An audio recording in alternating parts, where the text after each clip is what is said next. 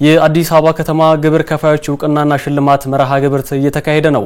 በከተማው ላይ የሚገኙ 366 ታማኝ ግብር ከፋዮች ነው እውቅናና ሽልማት የተሰጠው። ከ366 ውስጥ 59ኙ የፕላቲኒየም፣ 114ቱ የወርቅና 193ቱ የብር ተሸላሚ ናቸው። ቅድስት አባተ ተጨማሪ መረጃውን ልታደርሰን በቀጥታ መስመራችን ላይ ትገኛለች። ቅድስት፣ የእውቅና መርሃ ግብሩ ምን ይመስላል? የተላለፉ መልእክቶችስ? አመሰግናለሁ አሸናፊ። ግብር መክፈል ግዴታ ነው። ግብር መክፈል የስልጣኔ ምልክት ነው። ይህ ስልጣኔ የገባቸውና ኃላፊነታቸውን የሚወጡ ታማኝ የግብር ከፋዮች የአዲስ አበባ ከተማ ማለት ነው በዛሬው ዕለት እውቅናና ሽልማት መርሃ ግብር ተሰጥቷቸዋል። በዚህ መርሃ ግብር ላይ የፌዴሬሽን ምክር ቤት አገኘው ተሻገርና የአዲስ አበባ ከተማ ከንቲባ አዳነች አቤቤን ጨምሮ የፌዴራልና የአዲስ አበባ ከተማ ከፍተኛ የስራ ኃላፊዎች፣ ከፍተኛ ግብር ከፋዮች፣ ሌሎች ጥሪ የተደረገላቸው እንግዶችም ተገኝተዋል። በዛሬው ዕለት 366 ታማኝ የግብር ከፋዮች ናቸው እውቅናና ሽልማትን ያገኙት። ከነዚህ ውስጥ 59ኙ የፕላቲኒየም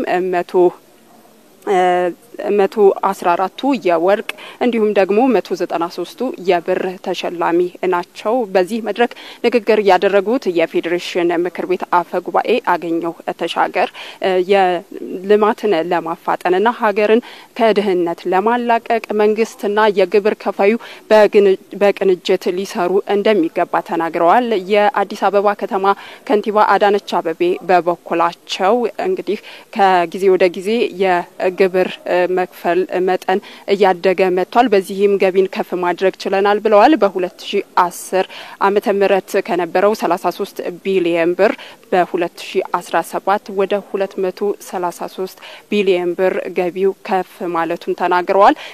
ከግብር ከፋዩ የሚሰበሰበው ገንዘብም ለልማትና እንዲሁም ደግሞ ድህነትን ለመቀነስ እየዋለ ነው ብለዋል። ግብር መክፈል ሀገርን እድገት የሚያፋጥን ነው።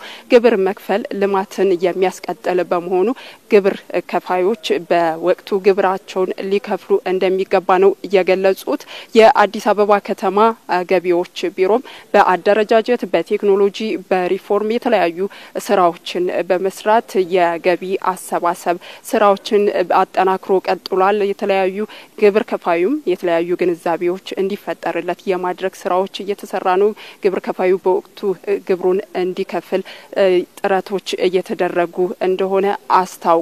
በዛሬው ዕለት ከታማኝ ግብር ከፋዮች በተጨማሪ በተለይ ደግሞ የግብር አከፋፈል ላይ ግንዛቤ በማስጨበጥና በተለይ ደግሞ የግብር መክፈልን ማጭበርበር በማጋለጥ የተለያዩ አስተዋጽኦ ያበረከቱ ግለሰቦች፣ ትምህርት ቤቶችና ተማሪዎች ተሸላሚ መሆን ችለዋል። እንግዲህ ግብር መክፈል ለሀገር እድገት ወሳኝ ነው። ማንኛውም ሰው የሚጠበቅበትን ግብር መክፈል ይገባዋል። ኃላፊነቱን የተወጣ ደግሞ ልክ እንደዛሬ ሁሉ እውቅናና ሽልማት ይሰጠዋል ማለት ነው። አሸናፊ፣ ያለኝ መረጃ ይህንን ይመስላል።